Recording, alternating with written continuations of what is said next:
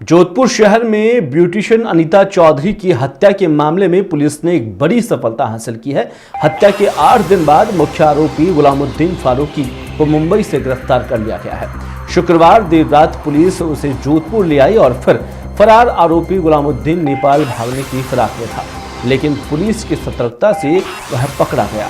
Gulamuddin mobile का लगातार इस्तेमाल करते हुए अपनी लोकेशन बदल रहा था, जिससे पुलिस को उनकी तलाश में काफ़ी मुश्किलें हो रही थी। पुलिस ने इस मामले में एक विशेष टीम गठित की थी, जिसने लगातार प्रयास कर आखिरकार आरोपी को दबोच लिया।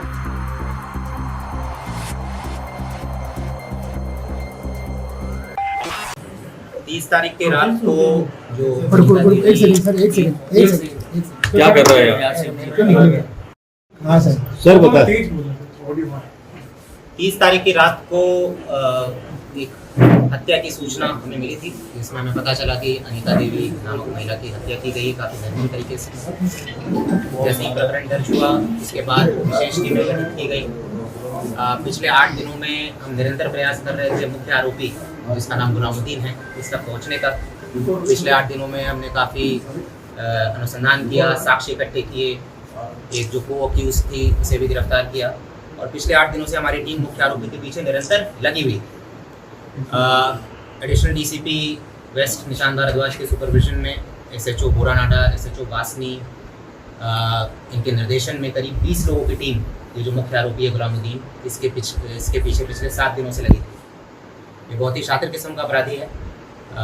ये यहाँ से पहले गुजरात गया, वहाँ से फिर महाराष्ट्र गया। निरंतर हमारी टीम इसके पीछे लगी हुई थी, और पिछले 8 दिनों के अथक प्रयास के बाद मैं कह सकता हूँ कि दिन रात एक करने के बाद, जो यहाँ भी हमारी टीम थी, जो टेक्निकल टीम थी, साइबर सेल की टीम थी, उन लोगों ने भी दिन रात प्रयास किया, और जो हमारी फील्ड में जो टीम थी, उन लोगों ने भी दिन रात प्रयास किया।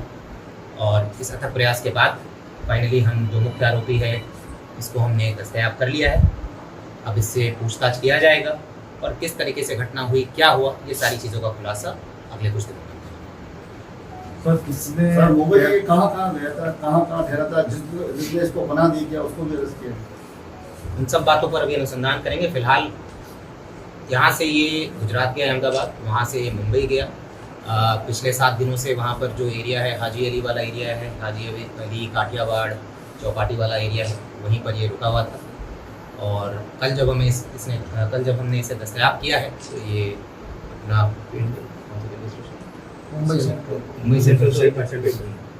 मुंबई सेंट्रल जो रेलवे स्टेशन है, वहाँ से हमने इसे दस्तयाब किया है। जैसा मैंने बताया कि ये काफ़ी शातिर किस्म का अपराधी है, बिल्कुल अपना फ़ोन भी नहीं इस्तेमाल कर रहा था, और अगर कभी कुछ इस्तेमाल हुआ तो भी हॉटस्पॉट का इस्तेमाल कर रहा था।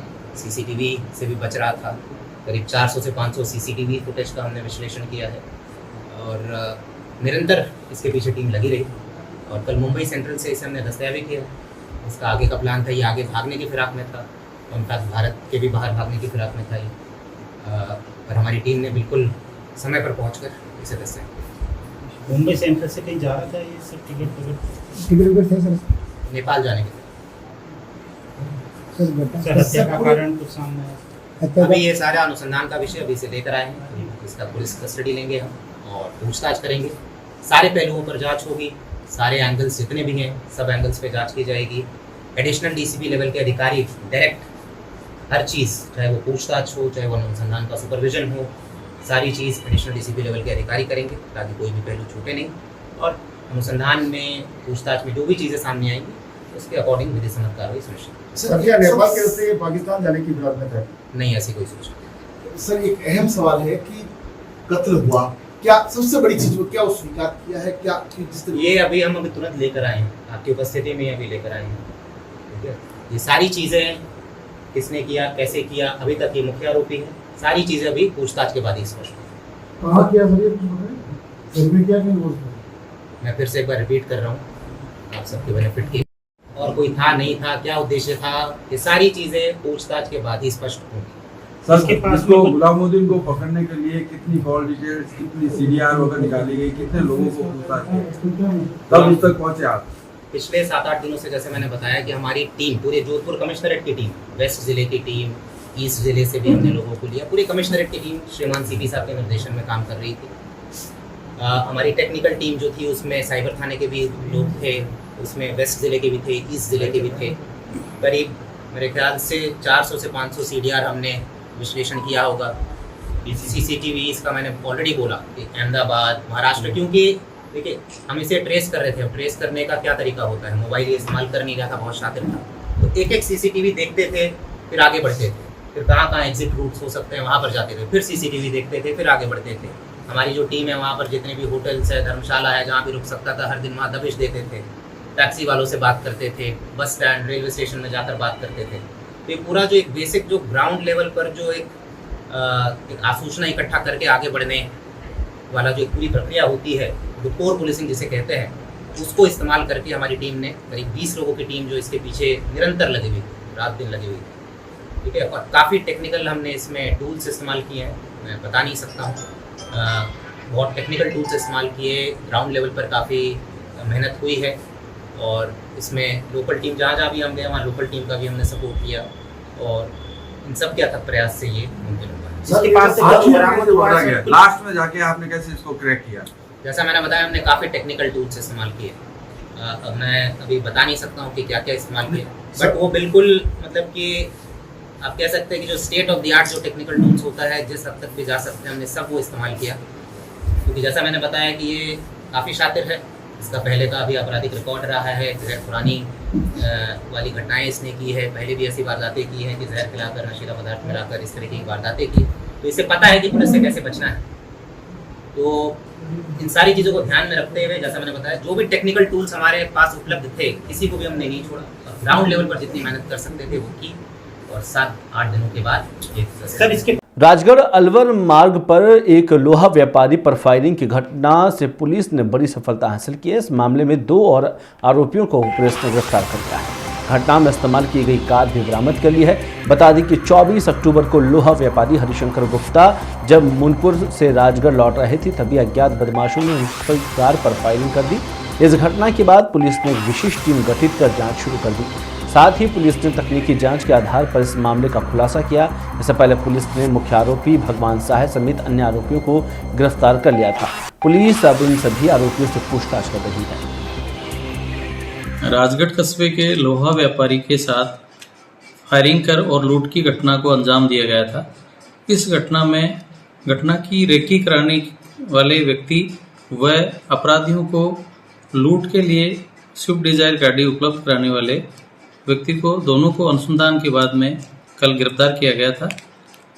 इस मामले में दिनांक 24/10/2024 को व्यापारी ने मुकदमा दर्ज करवाया था कि वो अपने गोदाम से और घर आते समय उनकी गाड़ी के आगे, गाड़ी के टायर में गोली मारकर और बदमाशों ने उनकी गाड़ी को रुकवाया और आगे गाड़ी लगाकर, और बदमाशों ने इन व्यापारी के ऊपर भी फायर किया, जिसमें इनके ड्राइवर की गोली लगी थी, जिनको जो एडमिट है अलवर हॉस्पिटल में।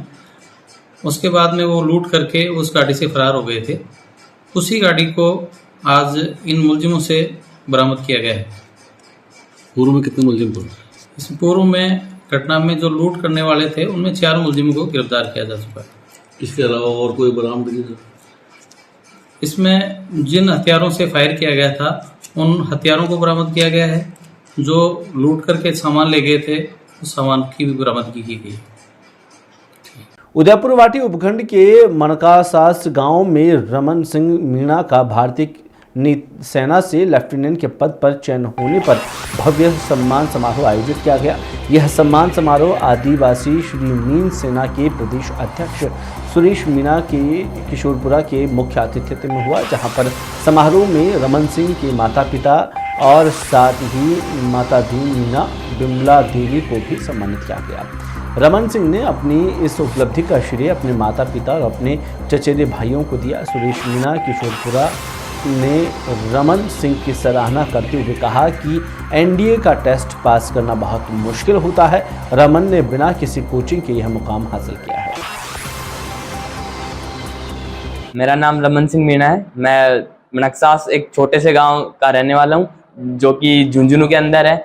और जैसे कि झुंझुनू को शहीदों की भूमि और वीरों की भूमि के नाम से जाना जाता है, तो ये भी मेरे लिए एक मोटिवेशन था आर्मी ज्वाइन करने का।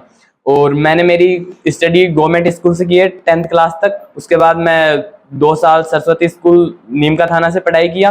फिर मैं 1 साल के लिए प्रिंस एकेडमी गया, वहाँ पे मेरे को हर चीज़ की फैसिलिटीज़ मिली और एक अच्छा एक्सपोजर मिलता गया आगे जाने का। और स्पेसिफिकली मैं एनडी के लिए प्रिपेयर कर रहा था, जो कि मैंने फाइनली मैं टीएस में रिकमेंड हो भी चुका और मेरा फाइनल सिलेक्शन हो, फाइनल मेरिट लिस्ट में 69th AIR आई है, जो कि अब मेरा इन नेक्स्ट 1 मंथ कमीशन मतलब ज्वाइनिंग दे दी जाएगी को जो भी एकेडमी अलॉट होगी उसके हिसाब से ब्रांच के अकॉर्डिंग। अब बताओ तार बेटा को सिलेक्शन हुआ है, बताओ थोड़ा। रमन सिंह मीणा लेफ्टिनेंट की पोस्ट के ऊपर सिलेक्शन हुआ है और गरीब हालत का मायना है, मजदूरी मेहनत कर टावर पड़ा है, अड्डा तक पहुंच गो, अड्डा तक मुकाम हासिल कर लिया, बहुत खुशी की बात है। मणिकसास गांव के लिए आज ऐतिहासिक दिन है।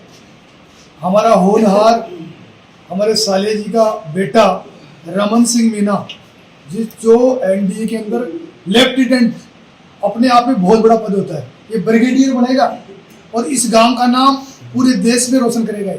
और इस छोटे से गांव से निकले हुए इस रमन सिंह के पिताजी गरीबी हालातों के अंदर और एक मजदूरी करके और अपने बेटे को पढ़ाना, और इसने सारे रिकॉर्ड तोड़ दिए। ये जो देश के अंदर कोचिंगें चलती हैं, लोग तैयारियां करती हैं, देखिए मणिकसास गांव से पढ़ा, मणिकसास के सरकारी स्कूल से इसने शिक्षा दीक्षा ली और उसके बाद में ये नीमका थाना गया और मात्र 1.5 महीने की तैयारी में 17 साल 1 महीने मात्र यूथ एक नौजवान और एक लेफ्टिनेंट के पद पर। इससे बड़ी खुशी की बात मणिकसास गांव के लिए हो कह सकती है।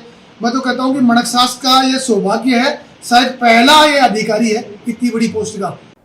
अजीतगढ़ क्षेत्र में तहसीलदार जगदीश प्रसाद बैरवा के नेतृत्व में एक बड़ी अतिक्रमण हटाओ अभियान चलाया गया, जिसके तहत राजस्व टीम ने जेसीबी मशीनों की मदद से खसरा नंबर 1138 और 1139/2 पर हुए अतिक्रमण को हटाकर सरकारी रास्ते को मुक्त करवाया। और तहसीलदार बैरवा ने बताया कि उनके नेतृत्व में राजस्व टीम ने मौके पर पहुंचकर 4 घंटे की मेहनत के बाद अतिक्रमण चिन्हित किया और उसे हटाया गया। अतिक्रमण हटने के बाद स्थानीय ग्रामीणों ने तहसील प्रशासन का आभार व्यक्त किया।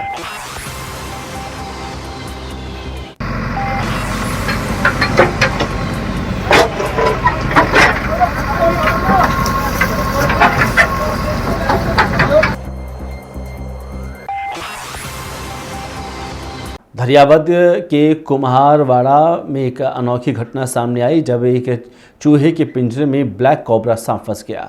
यह घटना कुम्हारवाड़ा के नवीन टेलर के कार पार्किंग स्थल पर हुई, जहां उन्होंने कार के अंदर चूहे को रोकने के लिए चूहे पकड़ने का पिंजरा लगाया था। अगले दिन पिंजरे को चेक किया तो नवीन टेलर ने देखा कि पिंजरे में 2 चूहे और एक 5 फीट लंबा ब्लैक कोबरा भी बंद था। स्नैक कैचर गजेंद्र सोलंकी को सूचना दी गई, जिस पर मौके पर पहुंचकर उसका रेस्क्यू किया गया।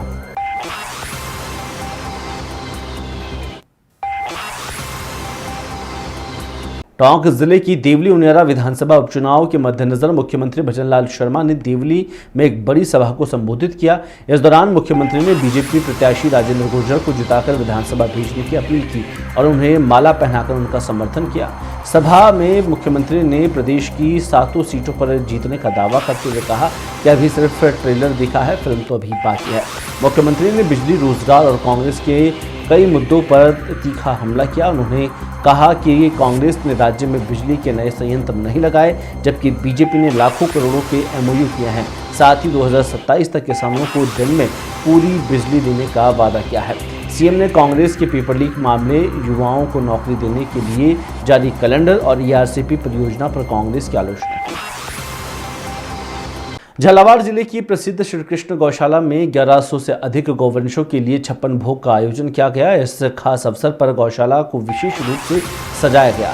40 क्विंटल से अधिक खाद्य सामग्री तैयार की गई। इस आयोजन में 56 प्रकार के व्यंजन, फल, सब्जियां, खल, चूरी और अन्य पौष्टिक आहार शामिल थे। गौवंशों के लिए विशेष रूप से 21 तरह के व्यंजन तैयार किए गए और 3 दिन तक कारीगरों ने व्यंजनों को तैयार किया। सुबह से ही श्रद्धालुओं की भीड़ गौशाला में उमड़ रही थी, जहां पर लोग अपने हाथों से गौवंशों को भोग लगाकर पुण्य अर्जित कर रहे थे।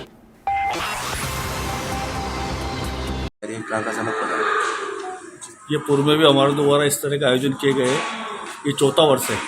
इससे पहले भी 3 वर्ष पूर्व हमारे द्वारा 56 भोग का आयोजन किया गया है और ये हमारे श्रीगढ़ गौशाला में 1100 गोवंश है, जिसमें गौ माता भी है, नंदी भी है, उनके बछड़े भी है। आप ये देख रहे हो, शहर के सभी लोग यहाँ आते हैं और ये आमजन के सहयोग से चल रहा है। और इस तरह का अनूठा आयोजन हमारी प्रेरणा ही मान लो, हमारी प्रेरणा तो आजकल झालावाड़ जिले के हर गौशाला के अंदर इस तरह का आयोजन होने लग गए और हम तो ठाकुर जी से यही प्रार्थना करते हैं कि इस तरह का आयोजन आगे भी होता रहे। किस तरह व्यंजन बनते हैं?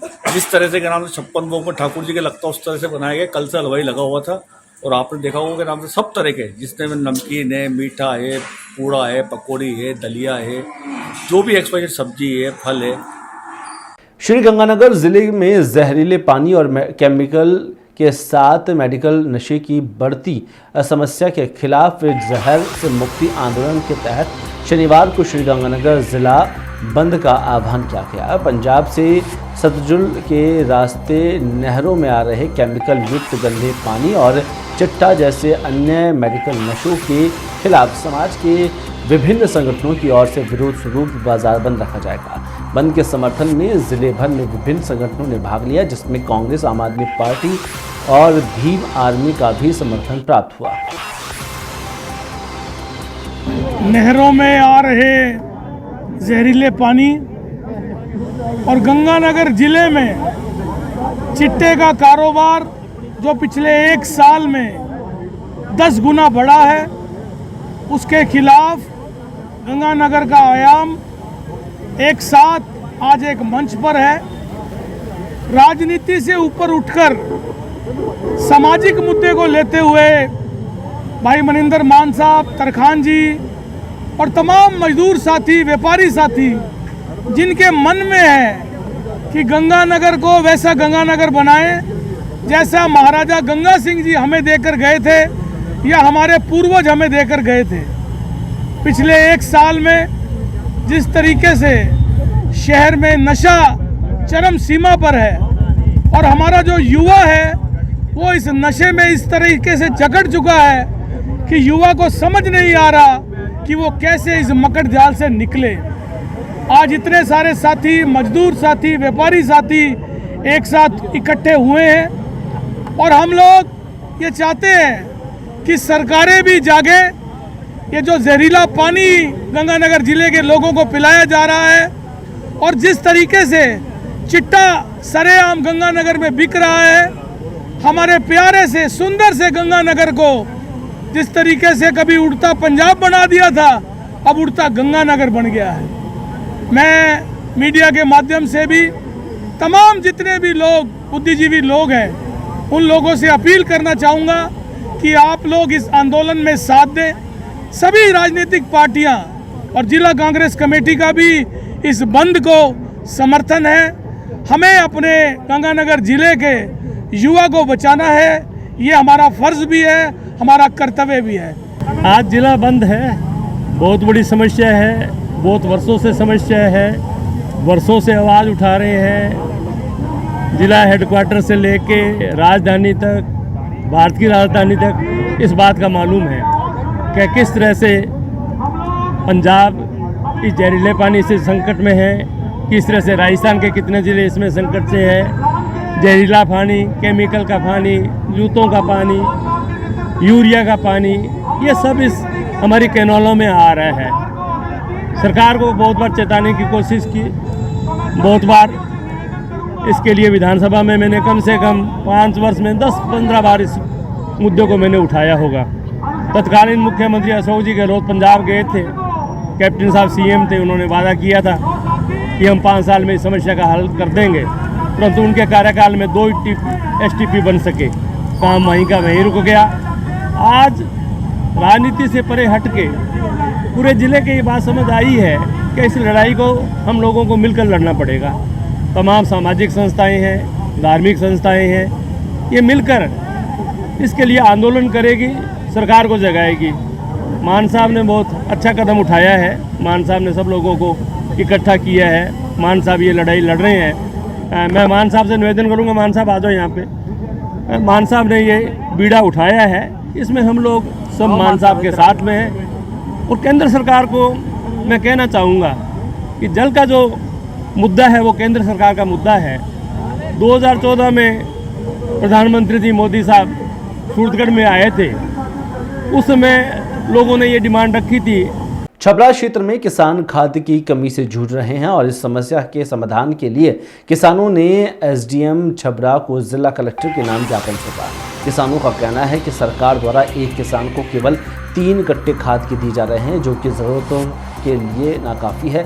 उन्होंने मांग की है कि प्रत्येक किसान को कम से कम 5 से 7 कट्टे खाद उपलब्ध कराया जाए। किसानों ने ये भी कहा है कि खाद के अलावा अन्य कृषि उपकरणों की भी कमी है और उन्हें अधिकतम दामों पर खरीदना पड़ रहा है। उन्होंने सरकार से समस्या के समाधान के लिए तत्काल कदम उठाने की मांग की है। उधर खबर अजमेर जिले के नसीराबाद से है, जहां पर सरकारी अस्पताल में 70 लाख रुपए के घोटाले का खुलासा हुआ है। चिकित्सा विभाग की ऑडिट टीम ने जांच में यह बात सामने आई है। इस मामले में अस्पताल के चीफ मेडिकल ऑफिसर यानी कि सीएमओ के बापू राजतिलक गर्ग और पीएमओ डॉक्टर विनय कपूर पर गंभीर आरोप लगाए गए हैं। जांच में पाया गया कि अस्पताल के कर्मचारियों ने मिलकर बड़ी रकम की हेराफेरी की है।